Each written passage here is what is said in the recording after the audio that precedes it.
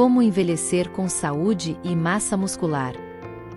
Envelhecer não deve ser sinônimo de fraqueza ou perda de mobilidade. Você pode e deve realizar exercícios físicos e ter uma alimentação equilibrada para evitar ficar dependente de outras pessoas e também ser capaz de fazer suas atividades diárias. O maior vilão da terceira idade se chama sarcopenia. O que é a sarcopenia? É a perda de massa magra quando a gente vai entrando na fase idosa da nossa vida. É um processo que acaba sendo normal, ou seja, pessoas após os 40 anos já começam a ter uma decaída na massa magra, mas com exercícios físicos e uma alimentação bem ajustada, a gente consegue controlar essa perda, para essa perda e até mesmo ter ganhos de massa magra em pessoas idosas que estão optando por um programa de alimentação aliado com exercícios físicos que elas possam estar realizando. A maior dificuldade do idoso com a alimentação acaba sendo, às vezes, a proteína. Muitas vezes, na verdade. Então, idosos geralmente têm dificuldade de ingerir proteína durante o dia. Então, eles ficam com preguiça. Às vezes, a proteína é preparada de um jeito que não favorece eles, porque, geralmente,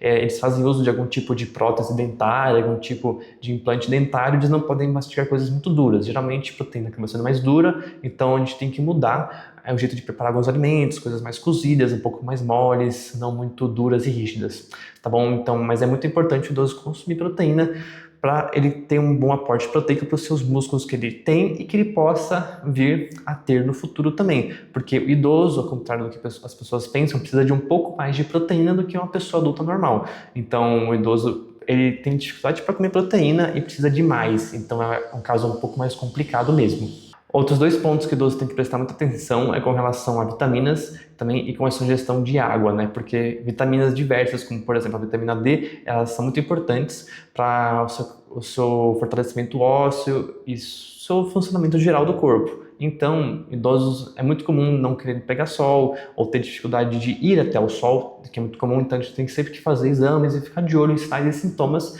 para ver se o idoso está precisando, não precisa de um suplemento de vitamina e sempre também tentar ajustar a alimentação nesses casos, tá bom? Do idoso. Com relação à água é um pouco mais complicado também, porque conforme nós vamos envelhecendo, a nossa percepção de sede, ela muda. É muito comum a gente ouvir relatos de idosos que não sentem sede, porque realmente eles não sentem sede, eles não têm a sensação de sede, mas o corpo deles está com sede, eles só não estão percebendo. Então é muito importante a gente ficar de olho na ingestão hídrica do idoso, para saber se ele realmente está tomando a quantidade de água que ele deveria.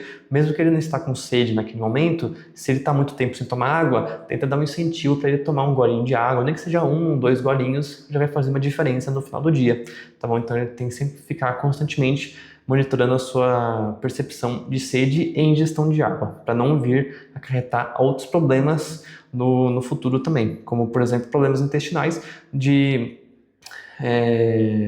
constipação, problemas intestinais de constipação, porque é muito comum o idoso ele parar de tomar água por conta da falta de sede e começar a ter constipação, que também é uma situação que pode ser gerada pela falta da ingestão de água e de fibras também.